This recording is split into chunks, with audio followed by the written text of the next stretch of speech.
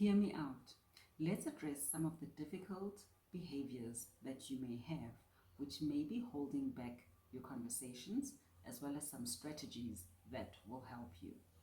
When it comes to our difficult behavior, all of us have blind spots, like everyone else.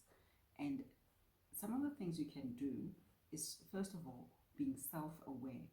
Because when you recognize that you have blind spots and there are tendencies that you have that you may not be aware of, that is the first step towards you overcoming this. Because then you can catch yourself when you notice that you're starting to become defensive, and then pause. And I mean, we've spoken about this in previous videos, that there's various strategies that you can use.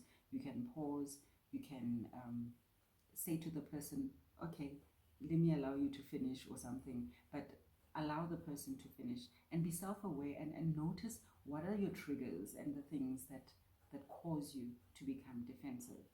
And you know, one thing that is also that I keep stressing and I'll keep talking about is to become an active listener. Because when you fully pay attention to what other people are saying, you will tend to become less defensive, because it means that even if you don't necessarily agree with what someone is saying, or if somebody's raising an issue that is triggering you, instead of just jumping at them and going directly into defense mode, you will listen to what they're saying, you will ask questions, and do all the things that will ensure that you steer the conversation towards a resolution. Another strategy you can use as part of acknowledging your defensiveness and your difficult behavior is to engage in open communication. So when you notice that, okay, I'm starting to become defensive, you make sure that, as I said, you listen, you open up, and you ask questions, and open up a conversation with the person to get better understanding of where they are also coming from, so that you don't become defensive. I just want to ask you quickly, have you noticed these behaviors in yourself and maybe in the people that you interact with? Let me know in the comments below.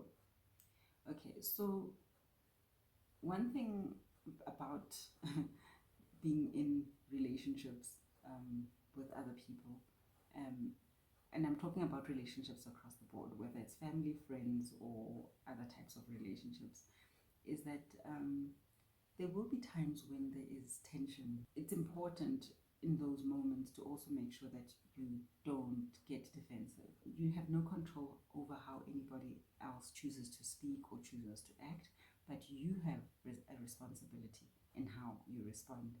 And you know, you need to hold yourself accountable and responsible, because once you start to get defensive, the problem is that this can you can actually hurt the other person's feelings, because you may end up saying something that you will later regret, and it could break trust, and it could weaken your relationship. You know, when you feel yourself starting to want to become defensive, become, you know, rather do the opposite. You know, say, okay, I can notice that I'm starting to feel like I'm going to be defensive now. So you, like I said before, you stop talking, you breathe, you know, you calm yourself down, and you know, respond it rather in a more empathetic way, because when you're more empathetic in your relationships, you are able to become less defensive, you know, because you are able to, like I said, because you are listening actively to this person, you are engaging and communicating with them, you are asking them open-ended questions.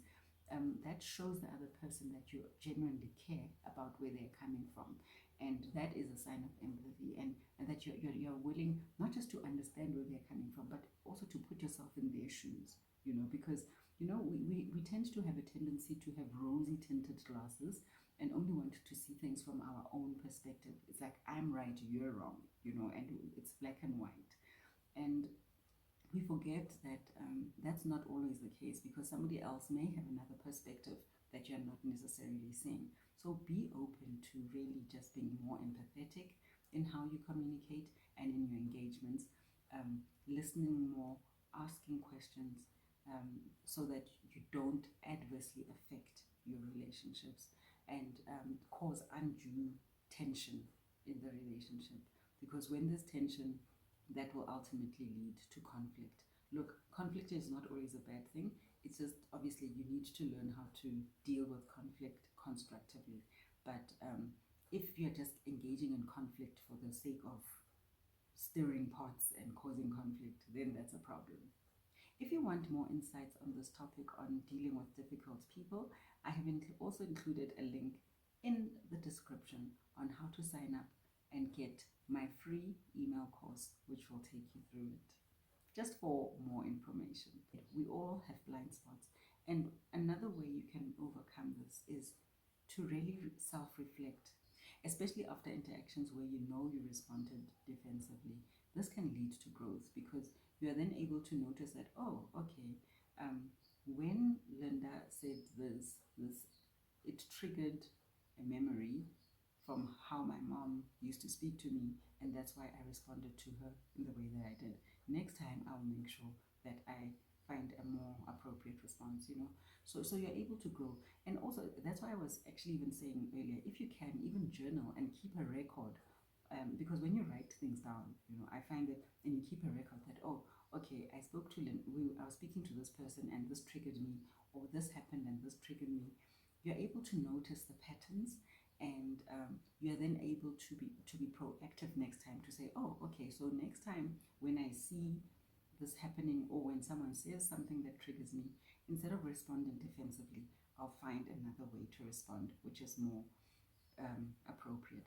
And actually doing all of this, self-reflection, is actually a sign of emotional intelligence, because it means that you're starting to understand the impact that your behavior and your emotions and your reactions are having on other people.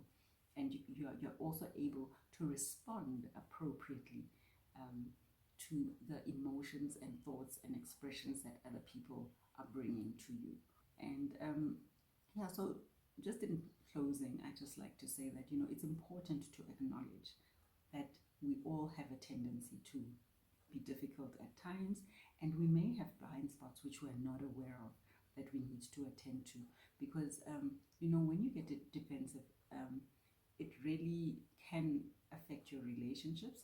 And when you become more self-aware, instead of becoming defensive, you will actually see growth in yourself, and you will be able to build trust in your relationships.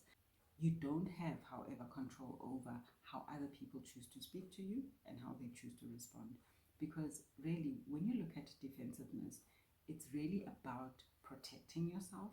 And sometimes you find that there isn't even a need to defend yourself. It's just that because you're feeling triggered, and because you're feeling attacked, it's a self-preservation mechanism that you use.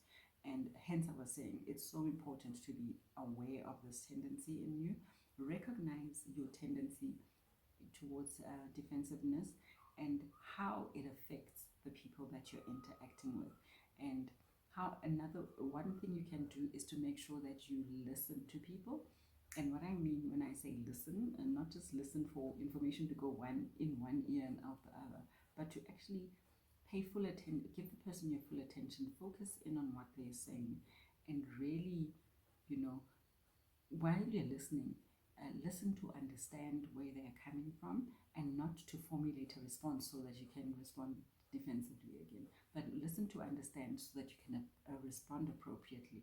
And also, I mean, it's important to also take responsibility for our actions, and when you do respond in a way that is defensive, or you do say something that is hurtful, whether you did it